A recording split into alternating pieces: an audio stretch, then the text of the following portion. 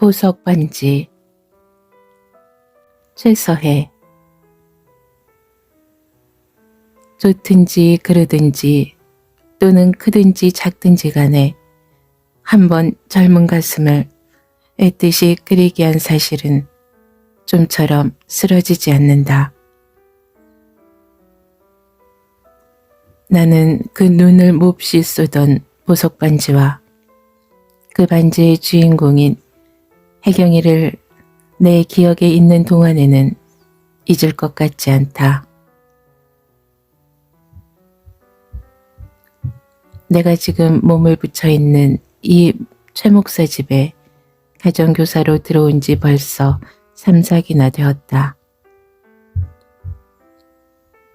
철없는 어린 것들을 가르치는 것은 그리 괴로울 것이 없으나 남의 지배하에서 기계적으로 움직인다는 것이 젊은 나로서는 여간한 고통이 아니다.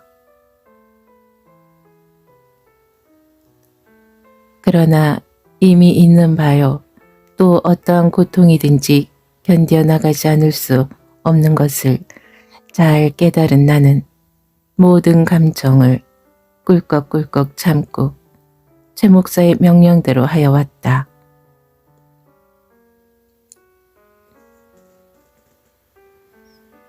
최 목사는 금년 31살 되는 사람이다.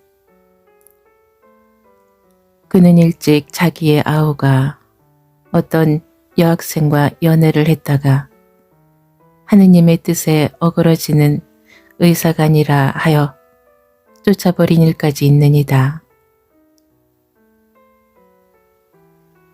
그는 교회에서라도 젊은 남녀가 마주서서 수군거리는 것만 보면 곧 하느님의 명령이라고 책망을 내린다.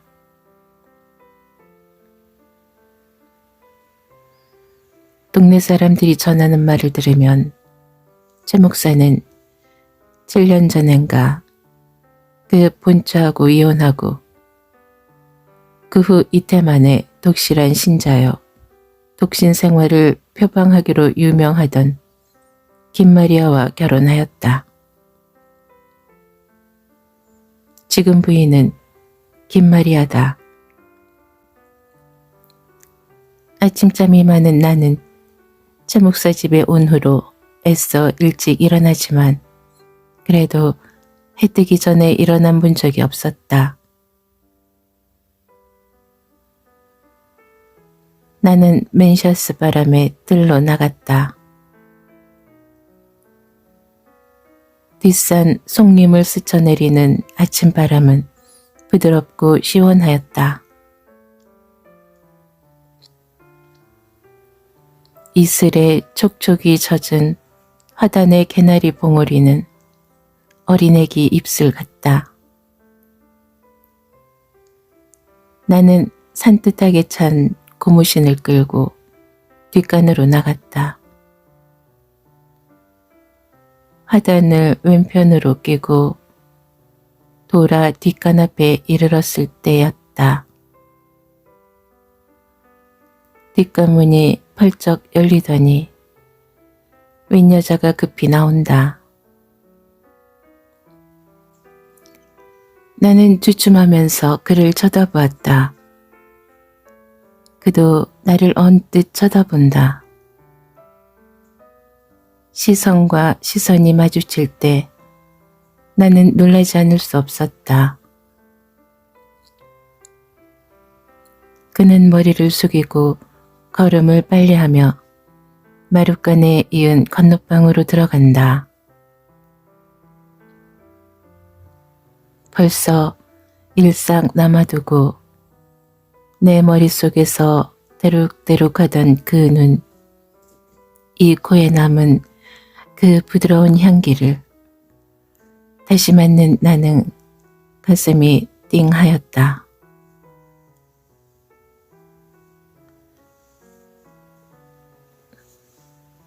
저 여자가 왜 여기 있나? 어디 있는 여자일까?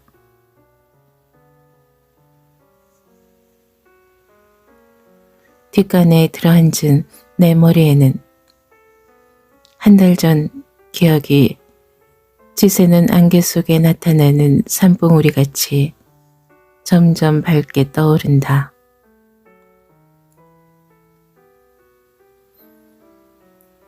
내가 그 여자를 처음 본 것은 지나간 이른 봄이었다.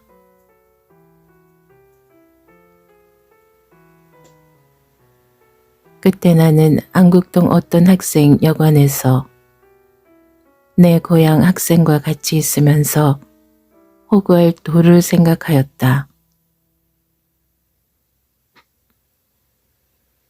무릎이 다 나간 양복을 입고 어둑한 방에서 머리를 끙끙 썩이다가 형용할 수 없는 갑갑증에 나도 모르게 밖으로 뛰어나왔다. 구준비 뒤에 둔한 햇빛은 마치 늦은 가을 같았다.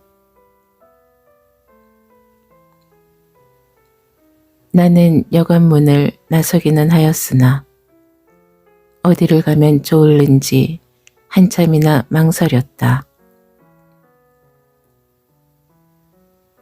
워낙 서울에 온 지가 얼마 되지 않고 또 낯이 넓지 못한 나는 그리 알뜰살뜰하게 갈 곳도 없었다.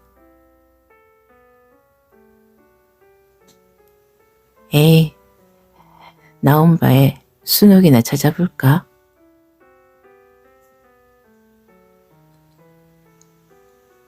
나는 어청어청 자국을 띄었다. 순옥이는 내게 먼 조카가 되는 계집애다. 나는 그때 고등여학교 2년급에 다녔다. 나는 간혹 아무 의미 없이 다만 이상 어른이라는 체면으로 그를 찾아보곤 하였다.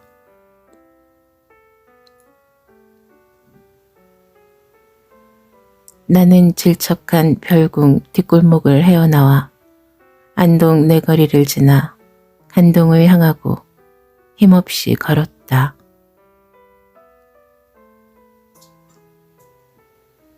간동 순옥의 여관에 간 나는 서슴지 않고 순옥의 방문 앞에 갔다. 마루에는 여자 구두가 둘이 놓여 있다. 뒤가 삐뚤어지고 코가 벗어진 노랑 구두는 눈에 익은 것이나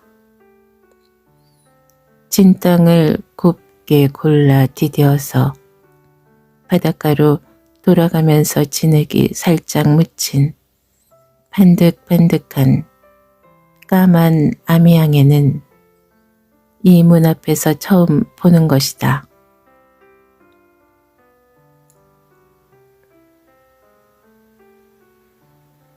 나는 유난스럽게 빛나는 그 구두를 볼 때 내 상상은 미닫이 종이 한 겹을 통하여 화려하게 단장한 그 구두의 임자를 보았다. 나는 이때의 나로도 알 수 없는 어떠한 부드러운 위감을 느끼는 동시에 가물에 선 능장 대같이 시들시들한 내 그림자를 생각하고 일종 부끄러운 생각과 같이 불쾌한 기분에 쌓였다. 들어갈까 돌아갈까. 그 자리에 돌아가기는 너무도 무인격하고 비겁하고 그 구두에 밟히는 것 같아서 차마 발이 돌아서지 않았다.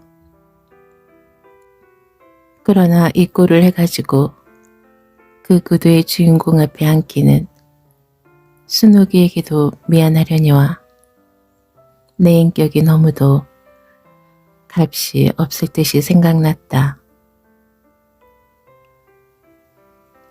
원 별소리를 다 하지. 이러면 어때? 내가 연애를 하겠니? 걱정인가? 못 입은 놈은 사람이 아닌가?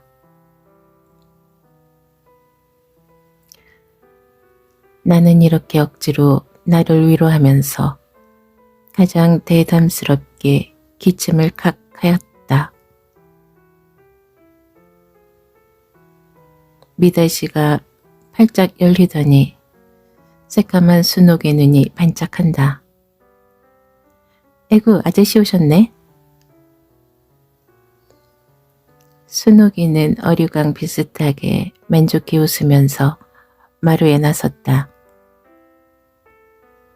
그때 순옥이와 미다지 사이의 틈으로 방바닥에 앉은 어떤 여자의 무릎과 무릎 위에 걸어놓은 흰 손이 보였다.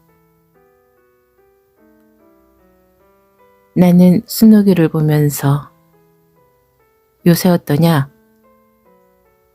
하였다. 그 말은 혀가 굳은 것처럼 어색하게 나왔다. 늘 그래요. 들어오셔요. 순옥이는 방구 듣고 한쪽으로 피해 서서 길을 낸다. 가겠다. 나는 주춤거렸다. 괜찮아요. 우리 언니예요. 영리한 순옥이는 내가 그 여자를 꺼리는 것을 눈치채었는지 우스운 변명을 한다. 나는 방에 들어섰다. 방에 앉았던 여자는 어느새 일어났다. 그는 손바닥을 마주 비비면서 몸을 반쯤 돌려 윗벽에 걸어놓은 성모 마리아의 그림을 보고 있다.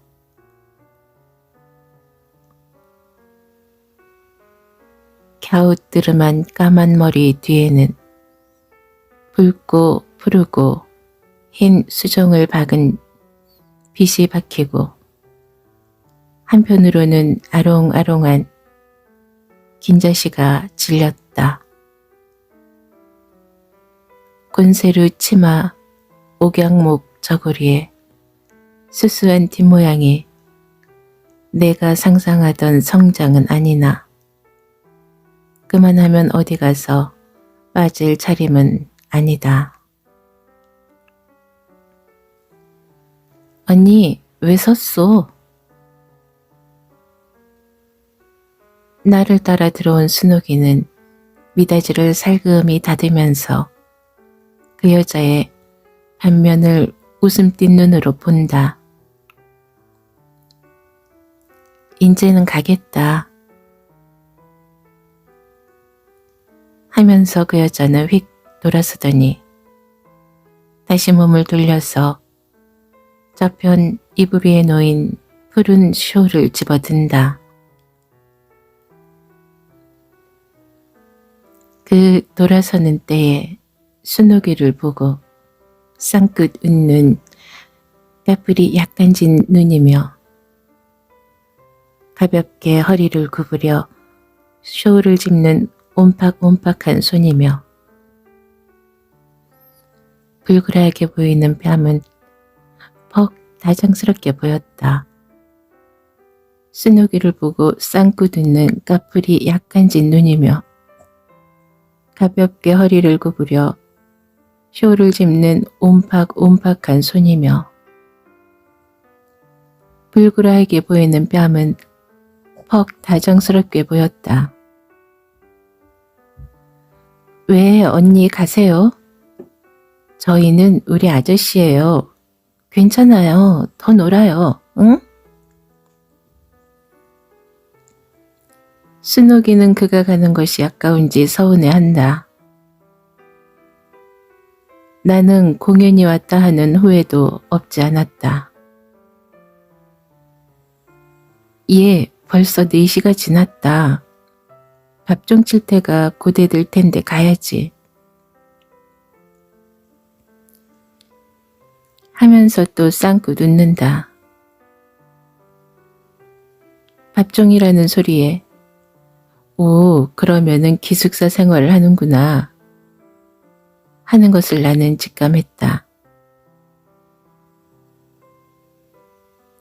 그 여자는 마루에 서서 방 안을 들여다보면서 머리를 가볍고 다정스럽게 숙였다. 나도 숙였다.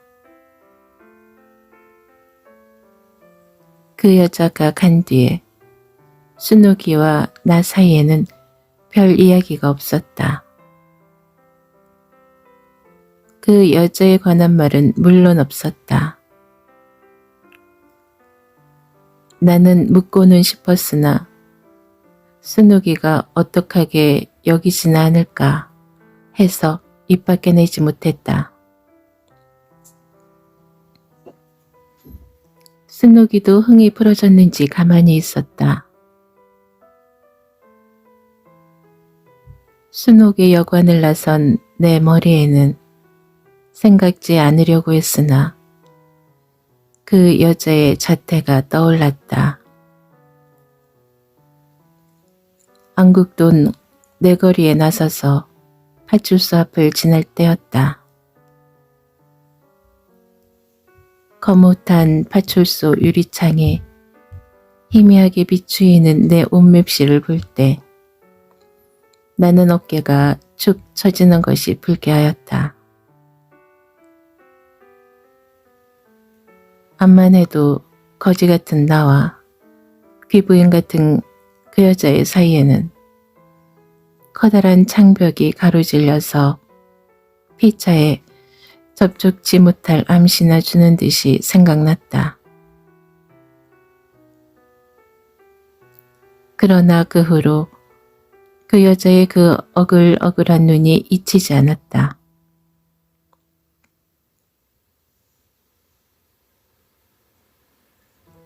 나는 이제 그 여자를 꿈에도 생각지 않던 곳에서 만났다. 푸근한 봄꿈에 잔잔한 물결같이 되었던 내 가슴은 찌릿찌릿한 슬픔과 간질간질한 기쁨에 울렁거렸다. 저 여자가 왜 여기 왔을까? 어디서 예배 보러 왔나? 아니, 오늘이 화요일인데. 몸차림을 봐서는 오기는 어제 와서 여기서 잔 듯한데.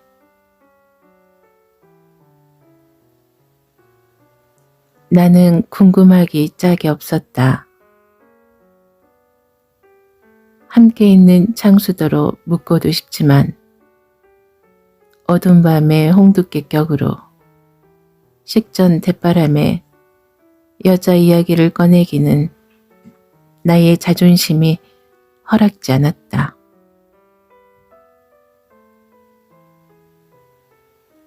이날 아침 나는 늘 보는 신문이며 책도 보지 않고 그것만 골똘히 생각하였다.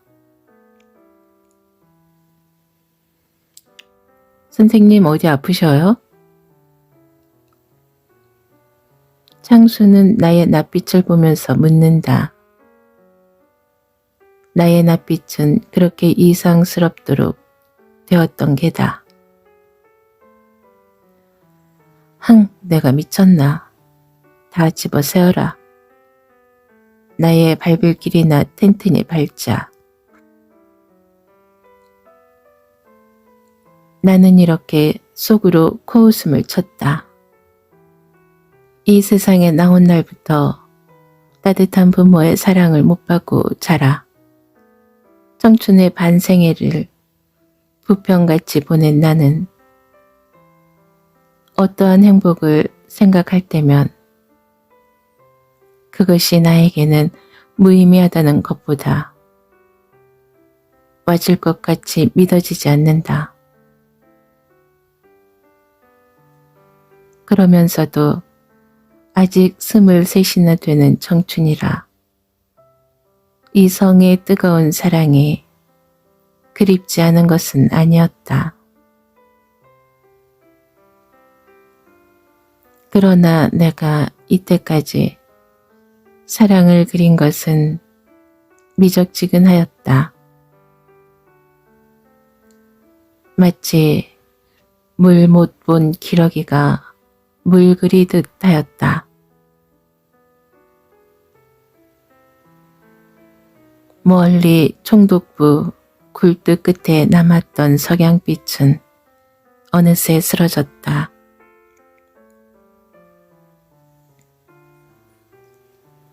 으스름한 황혼빛은 그물의 한 연기와 같이 만호장안을 흐렸다. 수없는 전등불은 반짝하고 눈을 떴다. 나는 저녁 후에도 볼 일이 있어서 어린애들을 가르치지 못하고 서대문정 김 전도사를 찾아갔다. 간 10시가 넘어서 돌아왔다.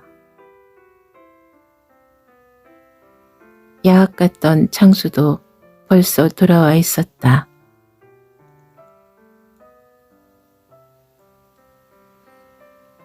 이날 밤에 창수와 나는 11시가 넘어서 자리에 들었다. 흐린 안개를 뚫고 흘러내리는 으스름 달빛에 창밖은 번하였다. 사면은 인적이 끊겼다.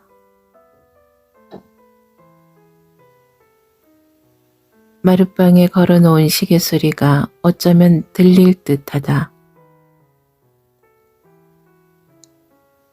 창수와 나는 눈이 말똥말똥해서 천정에 빛나는 전깃불을 쳐다보았다.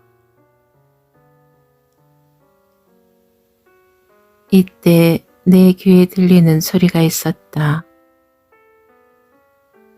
나는 그 소리 나는 곳으로 귀를 기울였다. 그것은 저편 건너방으로 흘러나오는 찬송가 소리였다.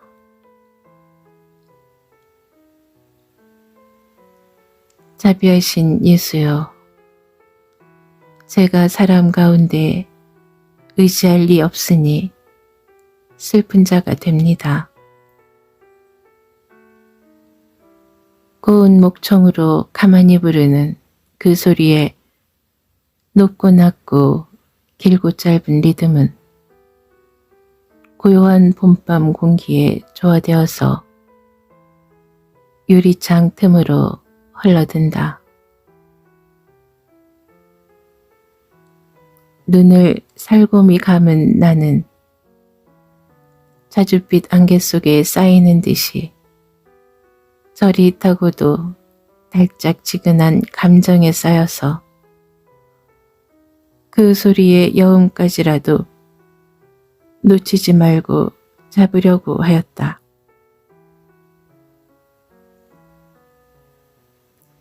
선생님 벌써 주무시오? 선생님 왜 웃으셔요? 내 낮에는 나도 모르게 미소가 흘렀는지 사근사근하고 해롱거리기 좋아하는 창수는 그것을 보았던 모양이다. 나는 달콤한 꿈을 끼치는 것이 좀 섭섭하였다. 응, 잠 좀 들었어.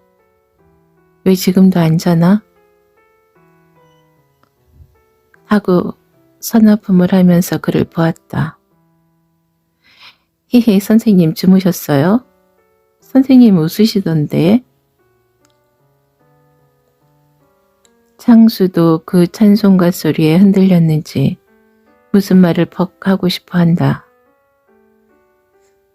저게 누군가? 왜요? 못 보셨어요? 히히. 그는 의미 있는 듯이 웃는다. 나는 내 가슴속에 품은 무엇을 창수에게 들키진 않을까 하는 염려도 없지 않았다. 응, 못 봤어. 왜 아까 나자 선생님이 목사하고 말씀하실 때 마당에서 무엇을 빨고 있는 것을 저게 근가? 나는 벌써 그라는 것을 직감하였지만 짐짓 모르는 체하였다. 그런데 그게 누구야? 목사님 누이예요. 목사님 누이? 나는 무의식 중에 이렇게 도로 물었다. 이때 최 목사에게 저런 누이가 있나? 하는 생각이 기적같이 내 가슴에 울렸다. 네, 목사님 누이가 둘인데 하나는 시집가고 저 혜경이는 금년에 졸업했어요. 이 말에 나는 그가 혜경이인 것을 아는 동시에 지나간 이름 봄 순옥의 집에서 밥 좀 칠 때가 가까웠다 하던 그의 소리를 생각하고 그래서는 고등학교에서 기숙사 생활을 한 게다 하는 생각을 하지 않을 수 없었다. 그러나 나는 모두 모르는 체하고 그래 지금까지 어디에 있었노? 하매 고등학교 기숙사에 있었어요. 창수는 대답한다. 지금 몇 살인데? 18이라나? 선생님, 그건 왜 물으셔요? 창수는 또 해롱해롱한다. 창수는 그것이 무심히 하는 소리겠지만 나는 무심히 들리지 않았다. 이 사람 좀 물으면 어떤가? 나는 창수를 보고 픽 웃었다. 아니 글쎄 그러나 글렀수다. 벌써 정가표를 붙였답니다. 정가? 그래서는 벌써 결혼하였구나. 나는 정가라는 그 소리를 이렇게 해석할 때 시험 방목을 찾아보던 낙제새 모양으로 가슴이 덜컥하고 살찌에 풀이 죽었다. 누구하고 결혼했나? 나의 목소리는 최후의 부르짖음같이 내 귀에 울렸다. 우리 고향 사리원 사람인데 예수를 아주 진실히 믿어요. 그리고 시방 장사를 하는데 돈도 많고 또 와세다 대학 경제과 출신입니다. 그런데 나이가 많아요. 창수는 묻지 않는 말을 줄줄 꺼낸다. 지금 41인지 2인지 됐어요. 그래서 처음에는 혜경이가 울었대요. 그래, 지금은 괜찮은가? 지금은 둘이 사진까지 받고 잘 지내요. 그런데 처음에는 어찌 우는지. 그러다가 결혼만 하면 미국으로 유학을 보내준다고 하는 바람에 정이 든 모양이에요. 최 목사가 그저께도 말하는데 혜경이는 금년 가을에 미국으로 간대요. 그리고 최 목사도 그 사람 혜경이와 결혼한 남자 돈을 대서 작년에 일본까지 갔다 왔어요. 나도 어디서 그런 자리나 하나 얻었으면. 창수는 자기의 기구한 처지가 다시금 구슬픈 듯이 말끝에 애조를 띄었다.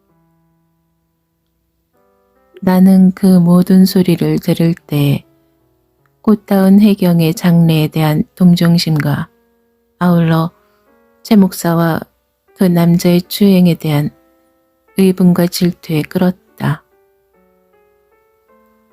혼례식은 언제 하나? 이제 앞으로 한 달 반쯤 남았어요. 5월 열 이튿날이라니까. 그래서 그 준비 때문에 졸업식 전에 먼저 나왔대요. 나는 무어라 형용할 수 없는 기분에 쌓였다. 혜경이와 아무 관계도 없건만은 그가 불언간 떠나게 된다는 것이 내게는 말할 수 없이 쓸쓸하였다. 어째서 쓸쓸한지 나로도 알 수 없었다. 단념, 단념. 모든 것을 단념하자. 내가 왜 이럴까?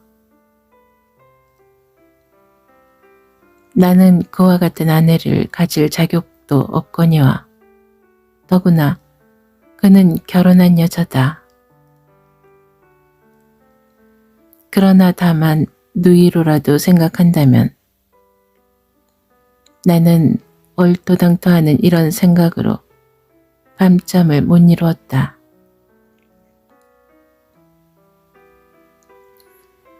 이튿날부터 나는 혜경이를 자주 보게 되었다.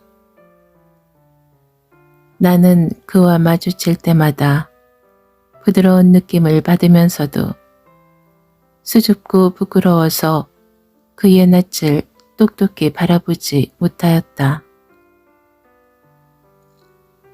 나뿐이 아니라 혜경이도 나를 똑바로 쳐다보지 않았다. 혹 내가 마당에서 거닐거나 무엇을 할 때에 그의 방문이 열렸거나 그가 마당에 나섰거나 하면 나는 그를 등지고 돌아보지 않았다. 그리고 내 등 뒤에 선 그가 무슨 발광체 같기도 하고 나의 일동일정을 감시나 하는 듯해서 보고 싶으면서도 차마 머리를 돌리지 못하였다. 그러면서도 나는 눈이 삐뚤어지도록 은근히 돌려서 애교가 흐르는 그의 얼굴을 도좋게 보았다. 도좋게 보다가 생각하던 바에 뒤져서 그가 나를 주위에 보지 않는 것을 발견할 때면 나는 마음이 좀 편하면서도 섭섭하였다.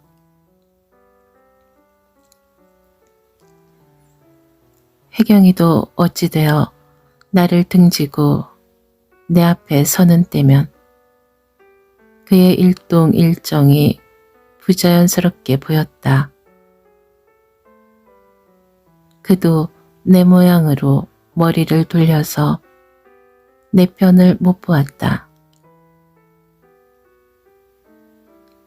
그러나 간간이 그의 머리가 극히 고요한 동작으로 돌아지면서 하얀 귀, 불그레한 뺨의 반면이 내 쪽으로 향할 듯 하다가도 그만 못 돌리는 것은 곁눈질하는 것임을 나는 알았다.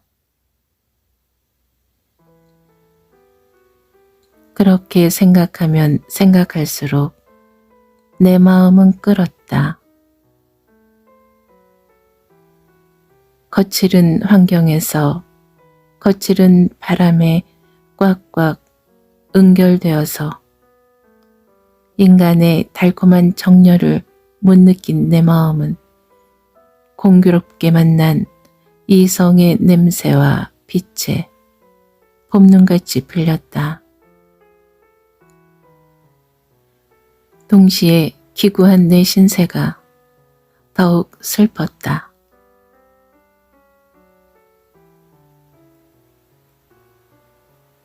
하루 이틀 지나 10여일이 넘는 새에 혜경이와 내 사이에는 말없는 속에서 말없는 친분이 얼클어졌다.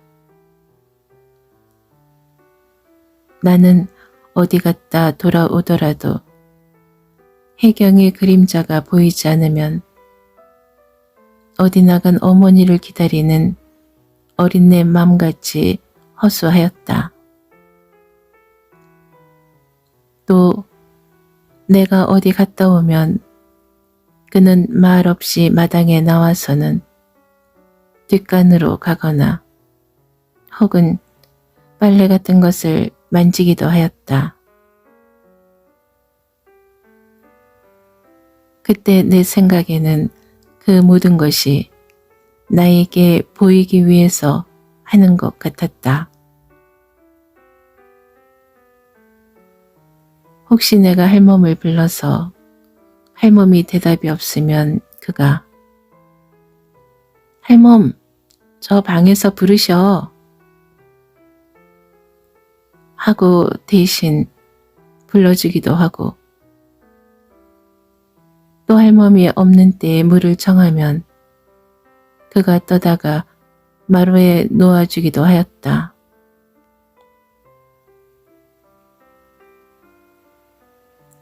그러나 최 목사의 내외가 듣거나 보는 눈치만 있으면 혜경이는 내 동작에 대해서 추호 반점도 관념치 않는 처음 보는 사람 같았다.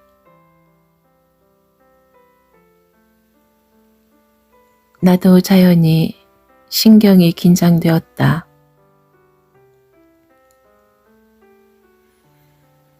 주위의 경계선이 엄밀할수록 대상의 태도가 부드러울수록 나의 번민은 컸다. 어느 주일날이었다. 할멈더러 새수물을 놓아라 하고 책을 읽고 있는데 당그랑하고 세숫대야를 마루에 놓는 소리가 들린다. 나는 수건을 집어들고 미닫이를 열었다. 나는 의외인 일에 놀라지 않을 수 없었다. 문 앞에는 혜경이가 섰다. 그는 세숫대야를 살그머니 툇마루에 올려놓으면서 비누값을 살짝 열어놓더니 나를 힐끗 쳐다본다.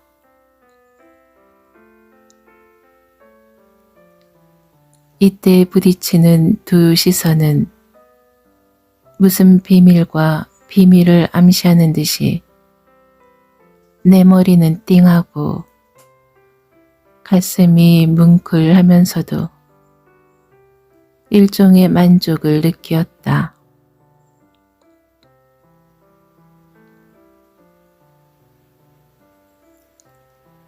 혜경이는 머리를 숙이고 제비같이 날쌔게 저편한 마룻간으로 갔다.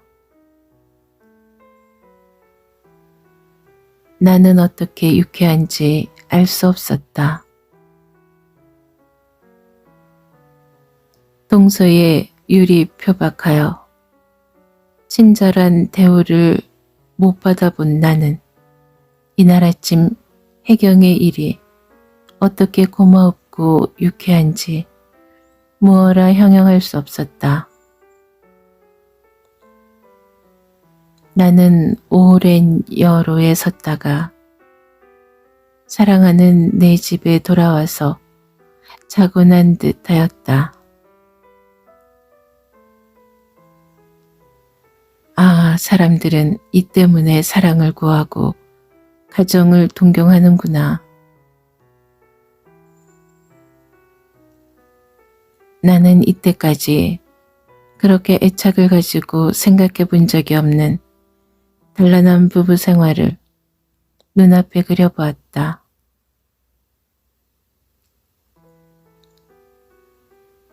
나는 이날 낮에 예배당에 갔으나 목사의 설교가 귀에 들리지 않았다. 원래 종교의 신앙을 못 가진 나는 그렇지 않아도 설교가 귀찮은데 이날은 더욱 몸괴로웠다. 나중에는 누가 뭐라는지 마음속에는 혜경이라는 일념뿐이었다.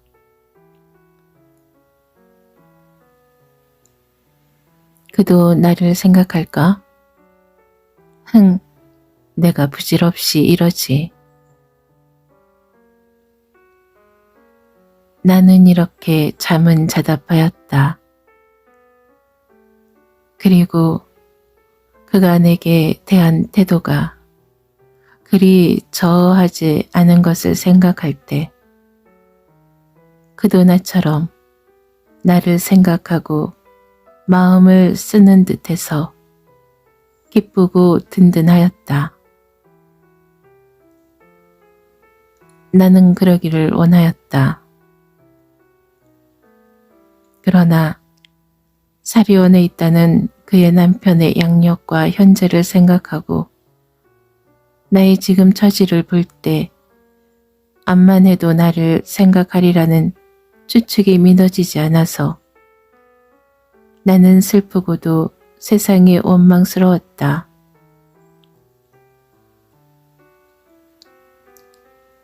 예배가 끝난 뒤에 나는 바로 집으로 향하였다. 오늘은 할멈까지 예배당에 왔으니 집에 가면 혜경이가 대문을 열 줄. 앙 까닭이다. 혜경씨. 나는 가슴을 찌르르 울리고 나오는 떨리는 소리로 불렀다. 문을 열고 돌아서던 혜경이는 말없이 주춤 선다. 혜경씨, 혜경씨. 내 소리는 내 호흡과 같이 급하고 떨렸다. 네? 혜경이는 나를 살짝 쳐다보더니 푹 숙이는 그 머리 한편에 부드럽고 흰 귀밑이 불그레하다. 혜경씨, 나는 당신을 사랑합니다. 나는 당신이 결혼한 여자인 줄 알면서도 나는 사랑합니다. 그러나 나는 당신의 사랑을 받으려고 하지 않습니다. 당신의 사랑을 못 받더라도 당신 집에 몸을 붙인 김경호라는 기구한 청춘이 당신을 그리고 생각했다는 것만 당신 기억에 박아주신다면 나는 기쁘겠습니다.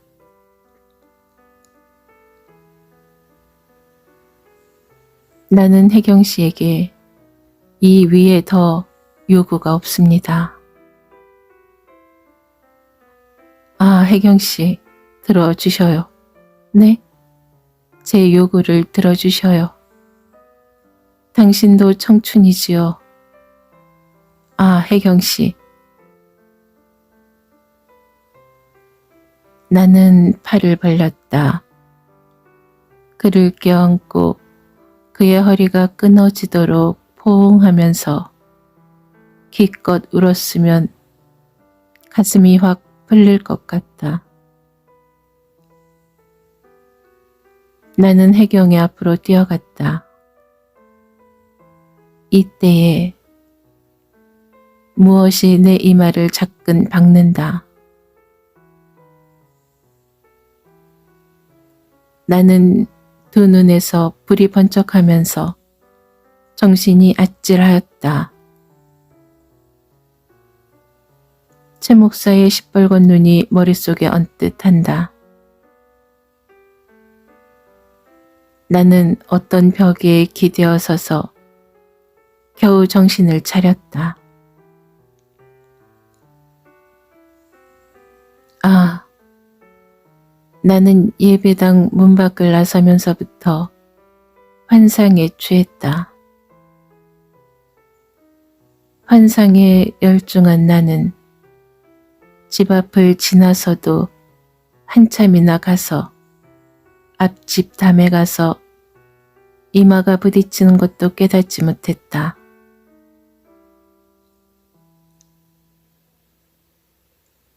정신이 든 나는 스스로 무참하고 비열한 감정이 가슴에 집어쳐서 누가 보지나 않았나 하며 사면을 돌아보면서 집으로 바삐 갔다. 벌써 최 목사며 여러 식구들은 돌아와 있었다.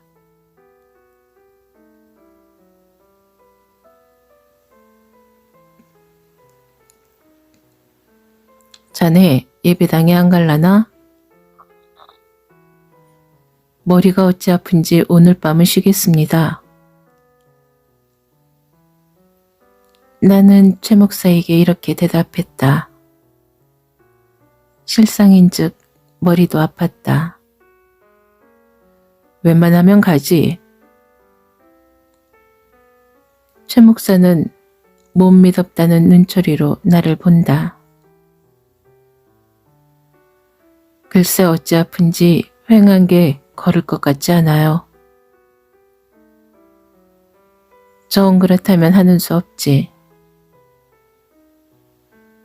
최 목사는 이맛살 찌푸리고 돌아서면서 할멈은 오늘 밤에 집에 있게.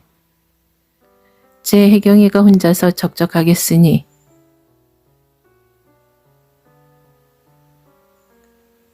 나는 벌써 최 목사의 뱃속을 들여다보듯이 알았다.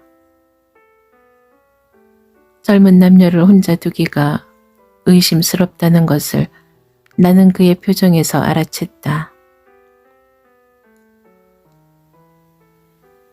최 목사 내외와 애들까지 예배당으로 가고 나니 집안은 사람의 자체가 끊어진 듯이 고요하다.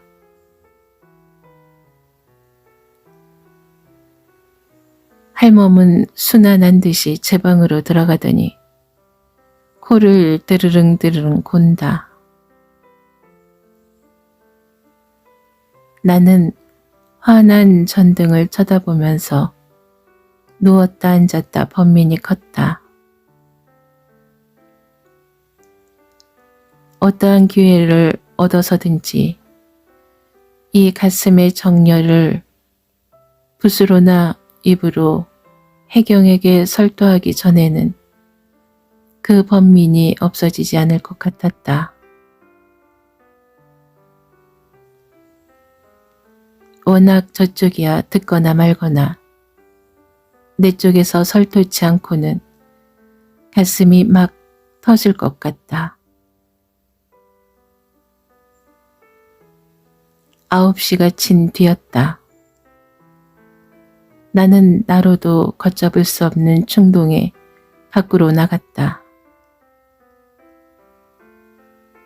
초생딸 빛이 엿보는 담화는 무거운 침묵에 쌓였다. 내 귀에 들리는 내 혈관에 피 뛰는 소리는 할멈의 코 고는 소리와 같이 주위의 공기를 울리는 듯하다.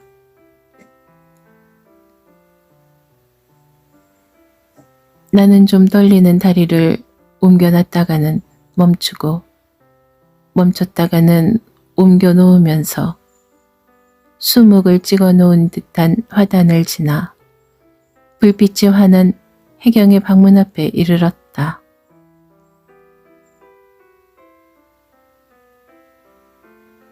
의지할 리 없으니 슬픈 자가 됩니다. 그 방 안에서 흘러나오는 찬송가 소리에 내 마음은 더욱 고조되었다. 전신의 피가 막 끓어오르는 듯이 머리가 띵하고 얼굴이 화끈하였다. 목구멍은 속속이 들이마르고 침은 고추 먹은 뒤같이 극도로 걸어진다. 나는 부들부들 떨리는 다리를 겨우 지탱하고 텐마루 아래 섰다. 떨리는 호흡은 뛰노는 가슴과 같이 높았다.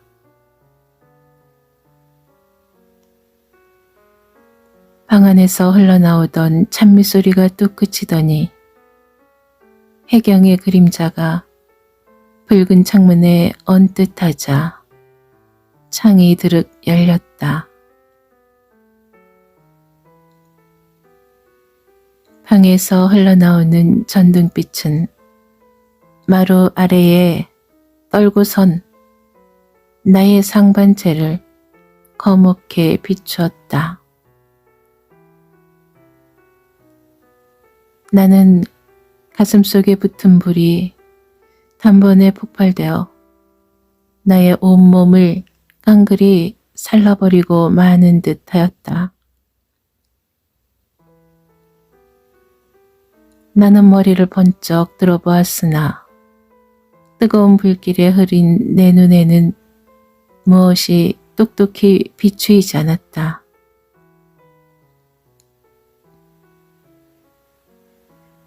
문을 드륵 열던 혜경이는 미닫이에 손댄 채 꼼짝하지 않는다. 청춘인 그의 가슴은 어떠한 감상에 끌었는지 나는 무슨 큰 죄나 지으려다가 들킨 듯이 말도 나오지 않고 무참하기도 짝이 없었다. 바로 이때다.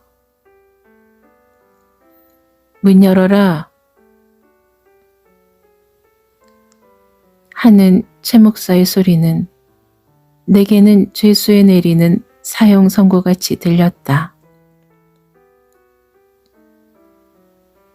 나는 무의식 중에 뒷간으로 뛰어갔다. 할멈이 문을 열었는지 예배당에 갔던 온 식구들은 저벅저벅하고 들어오더니 마루를 구르는 소리, 문 여는 소리에 한참을 분주하였다.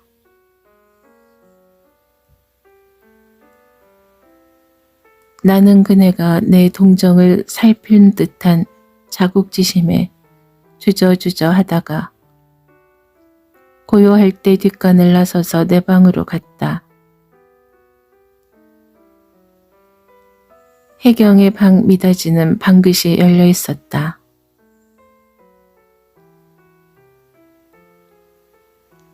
나는 밤중부터 일어난 두통이 아침에도 그치지 않아서 아침도 못 먹고 그냥 드러누워 있었다.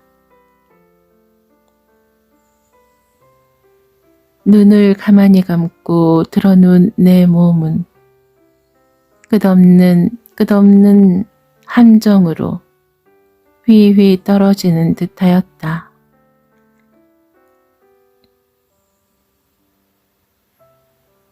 나는 모든 것을 잊으려고 하였다. 나는 다시 혜경의 낯을 볼 것 같지 못하였다. 그는 나를 야비하고 축축하고 가증스럽게나 보지 않았는가 생각한 까닭이다. 그리고 온 집안 식구에게 그것이 알려진 듯해서 마음이 조마조마하였다.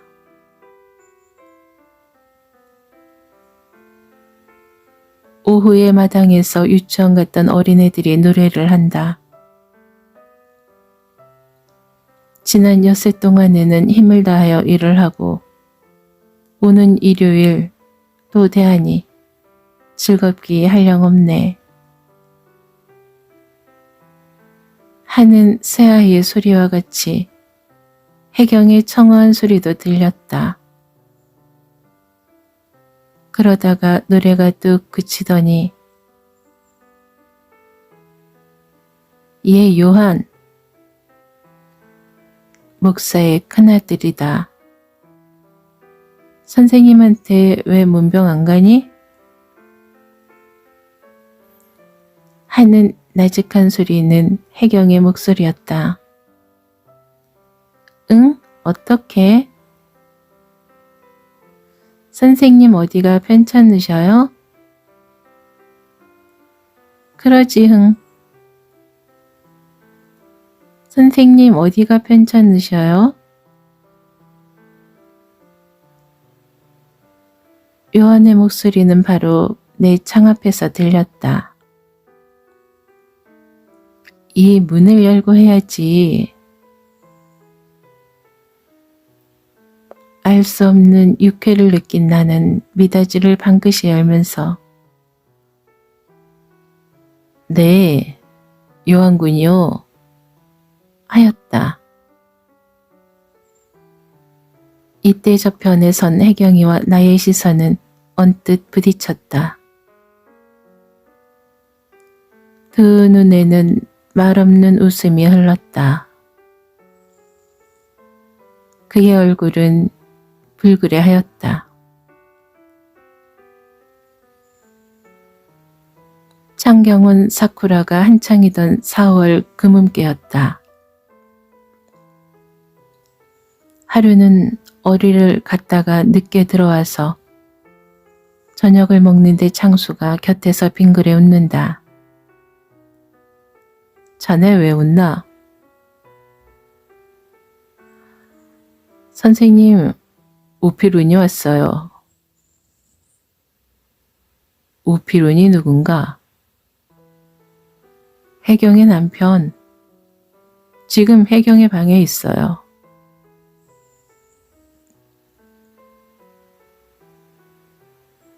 내 눈앞에는 돼지 목덜미같이 살이 피둥피둥한 어떤 부호가 언뜻 지나자 전등불이 환한 아래서 두 년놈이 얼싸안고 키스하는 환상이 너무도 천연하게 보였다.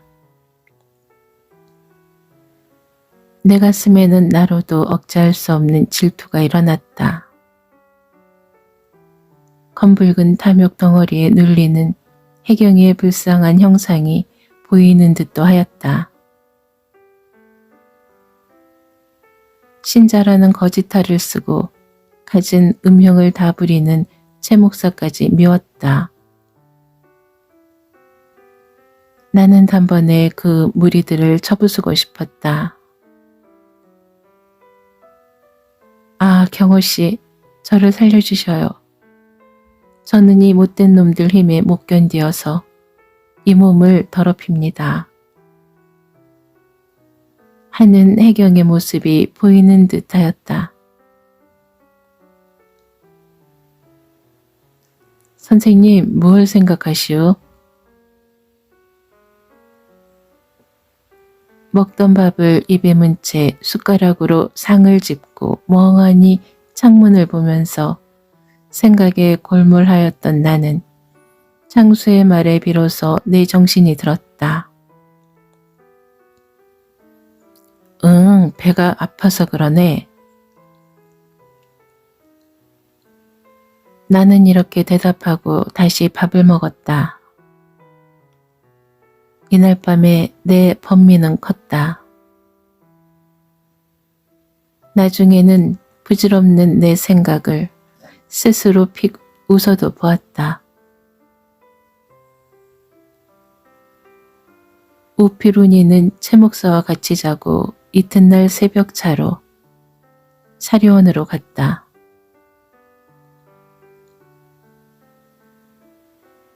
내가 새순물을 화분해 주는데 정거장의 우피로 내 전송을 나갔던 최 목사와 혜경이가 들어왔다. 외사 저고리에 옥색 모시 치마를 산뜻하게 입은 혜경이는 나를 보더니 낯이 불그레해서 머리를 수긋하고 남빛 양상을 휘휘 저으면서 제 방으로 강등 뛰어들어간다. 이때 내 눈을 톡 쏘는 것이 있었다. 그것은 그의 왼손 무명지에 낀 홍보석 반지다. 나는 아침볕에 반짝이는 반지를 볼 때 가슴이 서늘하였다. 아, 혼인 반지로구나. 나는 무의식 중에 부르짖었다. 이 세상에서 가장 힘있는 영예, 지위, 부귀, 이 모든 것에 빛과 소리와 냄새가 그 노란 금반지에 꼭 물린 붉은 보석에 엉키고 맺혀서 아무나 가까이 할 수 없는 무서운 빛을 발사하는 듯하다. 그 허영의 바탕 위에 교만의 빛을 지어놓은 빛을 볼 때 나의 온 인격은 알 수 없는 멸시와 모욕을 받는 듯해서 견딜 수 없었다. 아, 너도 그 힘에는 끌리는구나 하고 생각할 때 그 매력을 주던 혜경이가 여우같이 서하여 퍽 불쾌하였다. 흥, 내가 미쳤지. 왜 내가 그 혜경이를 미워할까? 그가 나를 사랑하다가 버렸단 말이냐? 설사 사랑하다 버렸다 치더라도 내가 그를 원망할 권리가 있을까? 흥, 그가 이미 결혼한 여성인 줄 뻔히 알면서 러브한 내가 미쳤지. 나는 이렇게 마음을 돌리기도 하였다. 그러나 그 보석 반지를 생각하면 또 불쾌하였다. 나는 방에 들어와서 거무튀튀한 내 낙과 때국이 꾀지지하게 흐르는 내 의복을 거울에 슬그머니 비추어 볼 때 두 어깨가 축 처지고 이 세상에서는 아무 권리도 없는 듯해서 퍽 불쾌하였다. 내가 왜 이러나? 글쎄. 내가 어서 공부나 열심히 하자. 어떠한 고통이든지 이기고 나가서 민준적 큰 일을 해보자. 그까지 조그만 기집애 때문에 번민하다니. 나는 애써 단념하려고 하였으나 쉽게 쓰러지지 않았다. 5월 열 하룻날 밤차로 혜경이는 최 목사와 같이 사리원으로 갔다. 나는 이날 밤 방에 가만히 들어박혀서 혜경이가 떠나느라고 분주히 구는 소리를 들을 때 무어라 형용할 수 없는 기분에 눌렸다.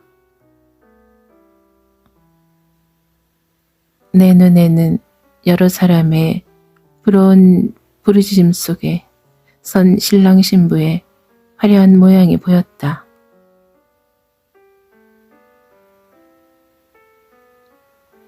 나는 책도 갈대로 각오를 하고 벽에 기대어서 눈을 꾹 감고 번민에 골똘하였다.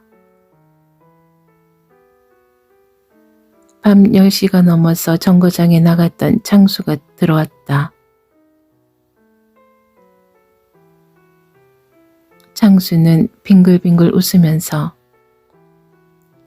선생님, 은근히 부른다. 왜 그러나? 나는 모든 것이 귀찮다는 듯이 대답했다. 미스 H가요, 부탁합디다. 라는 소리에 나는 솔깃하였다. 그는 혜경이를 H라고도 불렀다. 뭐라고?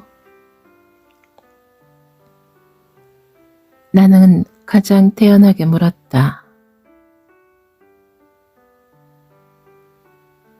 한 집에 오래 있으면서도 이목이 번다 해서 인사치도 못하고 더구나 떠날 때에도 배웁지 못했으니 용서하시라고요. 용서? 네, 용서하라 하고 그리고 저더러 이 말을 가만히 여쭈라고 해요. 선생님은 좋겠습니다. 좋기는 뭐에 좋아. 한 집에 오래 있었으니 그 말도 하겠지. 나는 나의 내적 생활을 창수에게 보이지 않으려고 이렇게 말했으나 나로도 알 수 없는 충동을 받지 않을 수 없었다. 그 소리를 듣고 보니 그가 더욱 그립고 그와 말 한 번 못한 것이 어찌 안타까운지 견딜 수 없었다.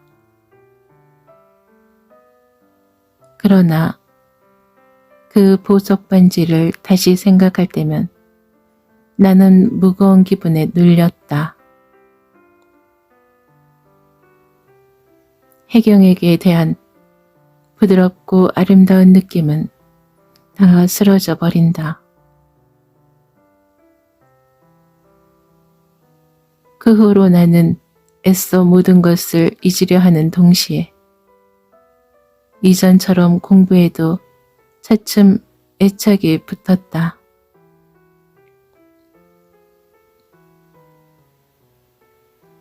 그러나 젊은 가슴에 한번 끌어넘은 사실은 그렇게 용이 쓰러지지 않았다. 날이 가고 달이 갈수록 혜경이와 보석 반지는 내 가슴 속에서 서로 얼그러져 싸우는 때가 많았다.